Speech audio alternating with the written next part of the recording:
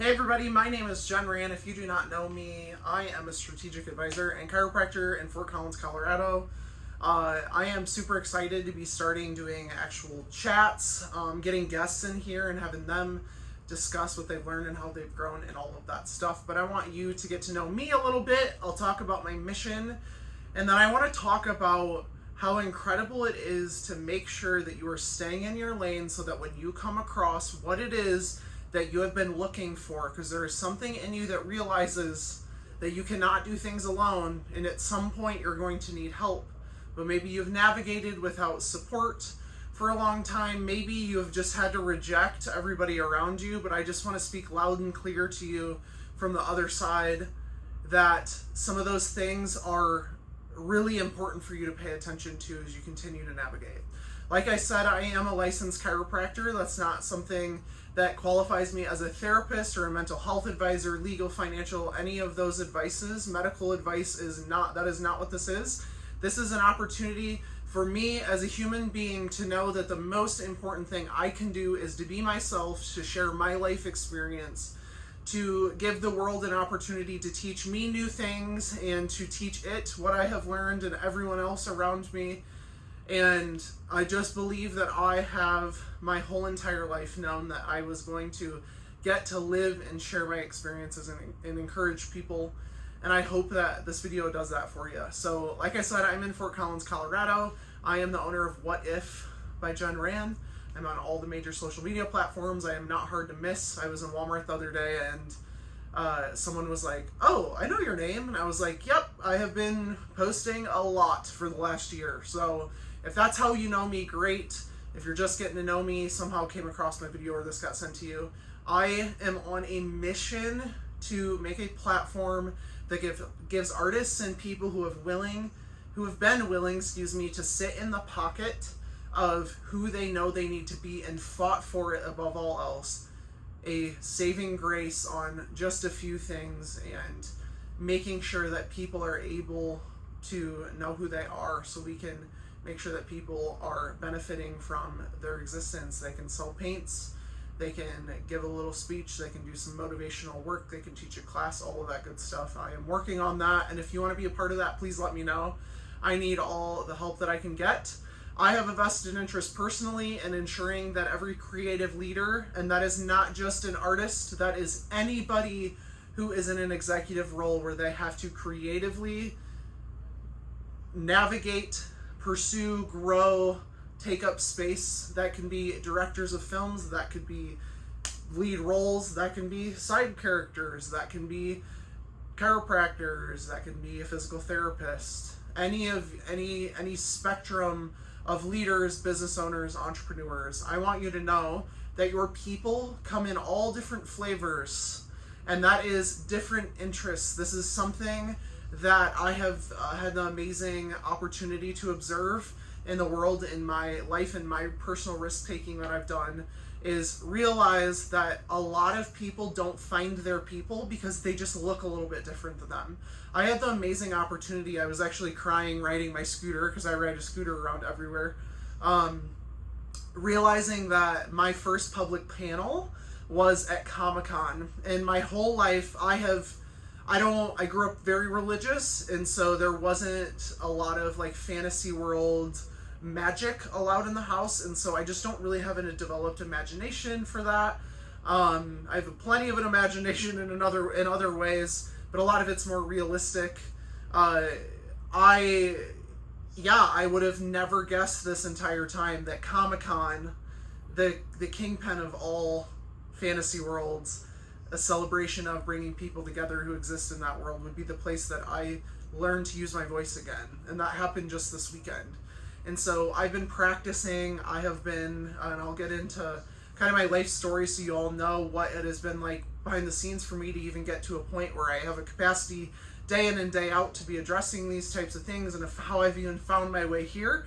I think that's an important part of everything, and I will share that, and I'm going to bring friends in who are going to talk also, who are amazing creatives. I chose Fort Collins because Fort Collins is an amazing place that every single time I talk to someone, they are so multifaceted, and I'm like, how are you good at everything? And they're like, well, I'm not good at everything. And I'm like, no, because you have done so many different things. And someday it's going to come together. And it already has in a lot of people. And you just watch them mold. And you're like, whoa, there's a lot of people doing a lot of amazing things with huge hearts here. And so if you're someone watching this and you've connected with my content for a long time, it's been, you can do it, you can do it, you can do it. So I know I've connected with a lot of people who have been in a position where they're like, I just need encouraged. I just need encouraged. I'm doing this alone probably. You know, if you're here because of that, I need you to know that I am in a land of people who have experienced that in life in their own ways. And they've owned that, and they're on a forward trajectory to impact the world with their unique voice. And that's why I'm here, because I love it so much. I have sacrificed every moment of my existence up until now. Luckily, I've gotten to live some pretty cool places, but beyond that, I have made immense sacrifices to be standing right in front of this camera today. And so that was a long intro. It's video 1, so I just wanted to kind of go over a couple things. But number 2, I want to give you value, and I want to talk to you about something that I learned even today. And I have spent my whole life thinking I was weird because I had this running understanding of the world. And then the fun neurodivergent community and awareness of people who have more of an intense logical systemic thought process has become to be normalized, and people are talking about it. And so I feel a lot less alone in that way. But also, sometimes when you have a mind like that, it takes a little bit longer for your peers to catch up to what you have going on. Because so many times I have found myself, I had multiple times today where I've just been myself and been like, this is blah, blah, blah, and this is what I'm doing. And people are like, okay.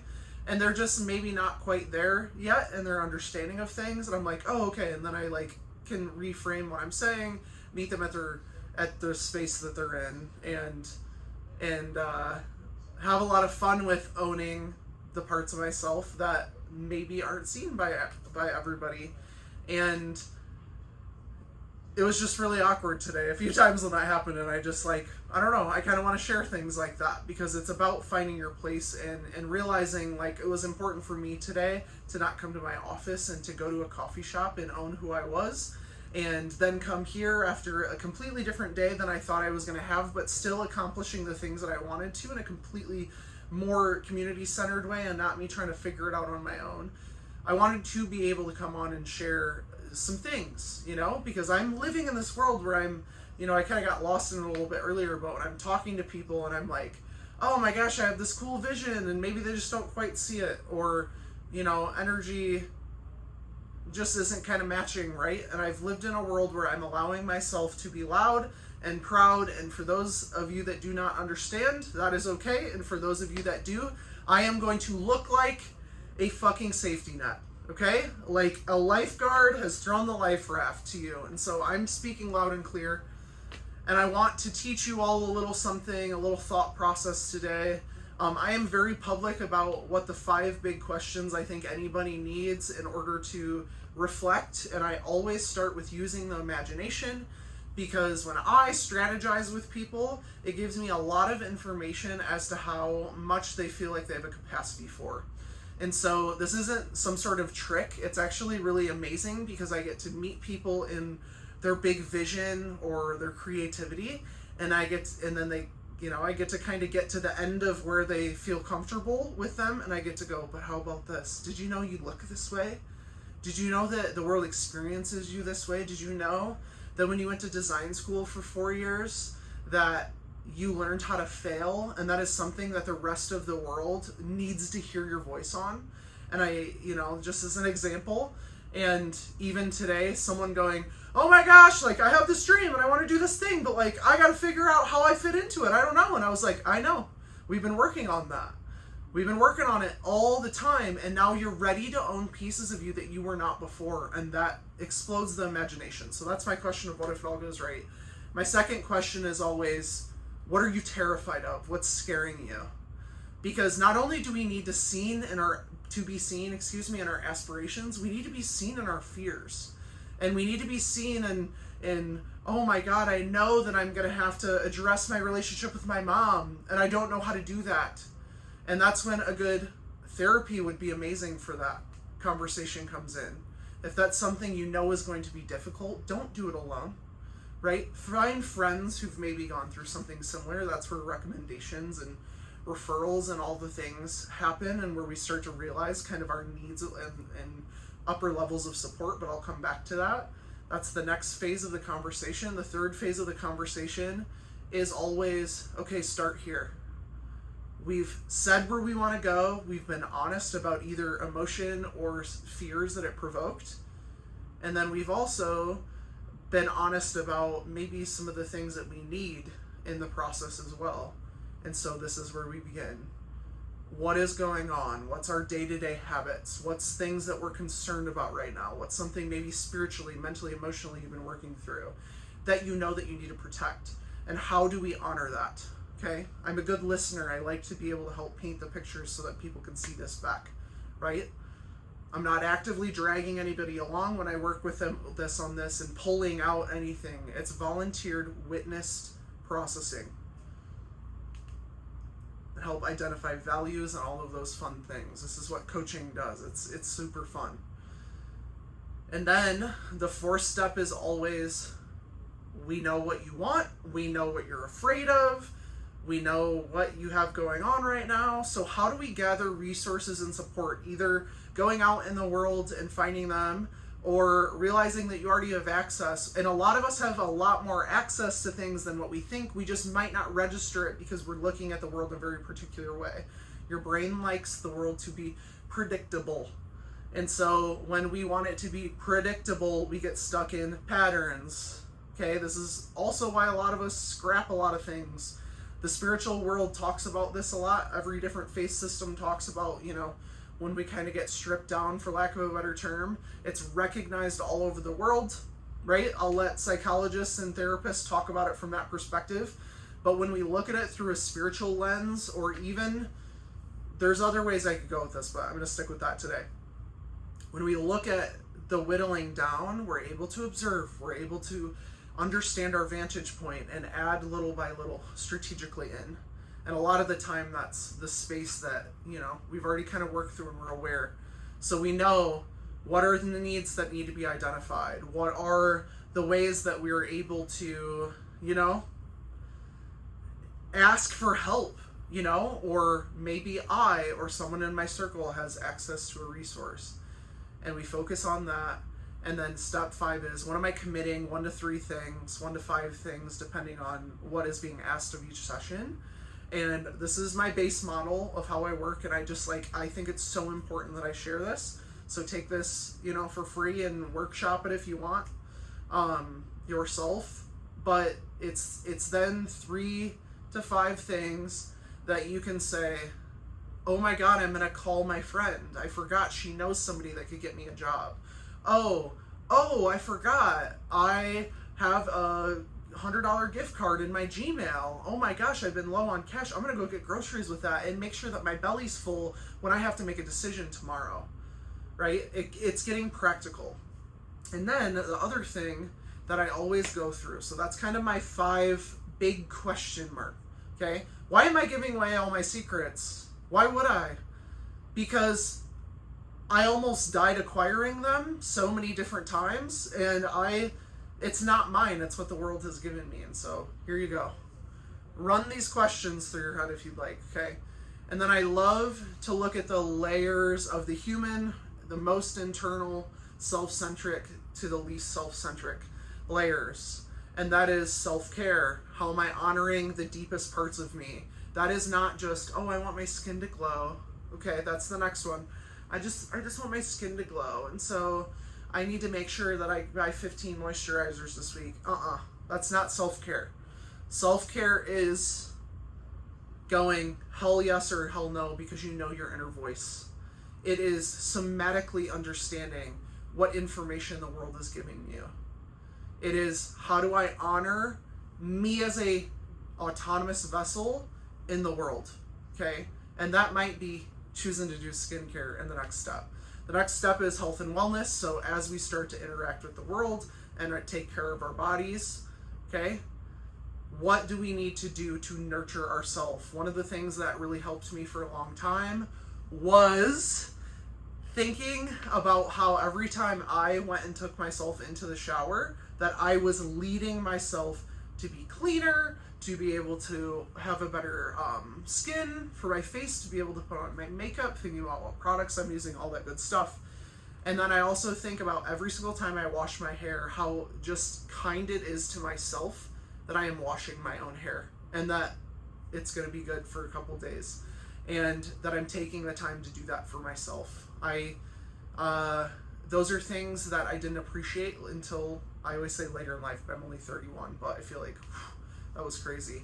But I make a point to care for, that's the health and wellness. Am I going on a walk? What am I doing with my body and connecting with it as well? The next one is relation. So not necessarily, environment. I'm going to switch that up. I always switch these up on the list because they're kind of the same in some ways. But I like to paint a little bit of something to connect to. So let's go with environment as the third one. So what is around me? Who, what, when, where, why, how? What is my room like? What is my kitchen like? What is my living room like? What are my friends like? What is the guy who I go and talk to on Tuesday nights at the bar? What is his, like, what's going on there, right? Let's start to think about what is around. Okay, little details. Am I using the cup? I always use this example because it's kind of funny how many people. What am I doing using the cup that my ex-boyfriend of 3 ex-boyfriends ago gave me? What am I doing? Get rid of that, right? So we're starting to take a look at what is going on, right? And run through the process, and then relating to the things, okay? Again, not therapy. Okay, if you're finding crazy snags in this stuff, it's identified and said to go talk about that with a professional and learn the way that you operate better. But we want to start becoming conscious of these things so that we can support ourselves best. So relating to how our mind, soul, body, physical, relating to the things and people and all of the things around us, right? Because if we want to improve, if we want to be healthy, if we want to heal and continue to do that in ways that our body isn't just healing. I mean, your body's always healing, always. Challenge me on that if you want. It's just always healing. But how can we do that to where it's not just backlogged doing all this excess crazy stuff? Let's give it a little bit of relief and goodness and good things to work with. Okay. So that's 1 through 4. The 5th one is finances, because I believe that is more of an energetic exchange. I use my time and energy to acquire money. What am I going to do with the thing that my time and energy has acquired, right? That I have given to the world and received back from. What do I do with that? And that does look like money. That looks like trades. That looks like a lot of different things. Thinking about, how much time and energy you're going to be giving your friends. It kind of translates into kind of some of those different concepts. And then we shift to purpose and creativity. So within those relationships, within our money spending, within the way that we approach the world, what is our intention and how do we add value to that and those things around us? Because it isn't just about us, it's what are the needs and how do I take what I've already mastered or I am learning and apply it to everybody else, because that will show you so much more about your intent and purpose in the world than anything. And so we go through that again, 5 steps. What's your imagination? You want to be useful. What does being useful mean? We can get into that, and that's a fun thing to play with. And then the 7th thing that I recently added that was a cool thing to learn and to really emphasize and think about is service, and that's the final step.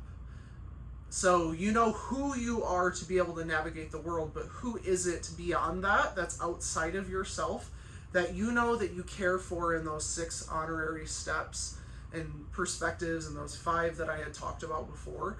What does it look like for us to show up and say, I know that I can give, love, serve in this very, very particular way, and I am going to offer up my time, energy, resources, or whatever it is that you determine to be able to navigate that, right?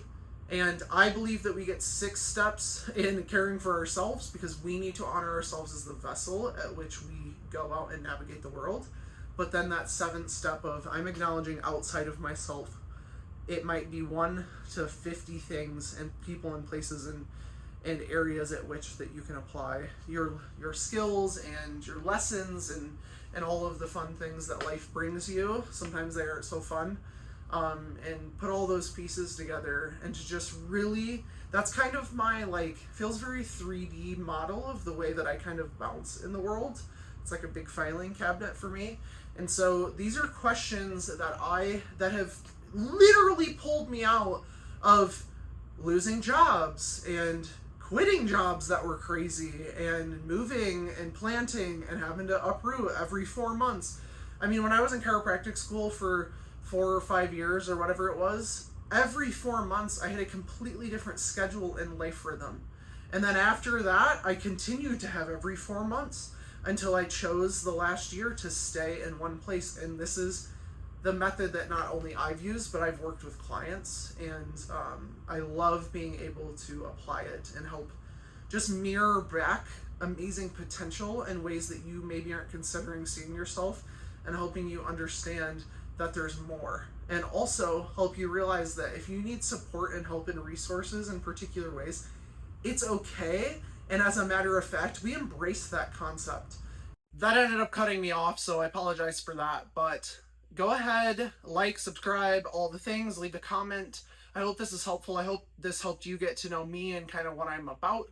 This is the world that I love to orchestrate. And then I love to meet people one-on-one, obviously, and just started a membership.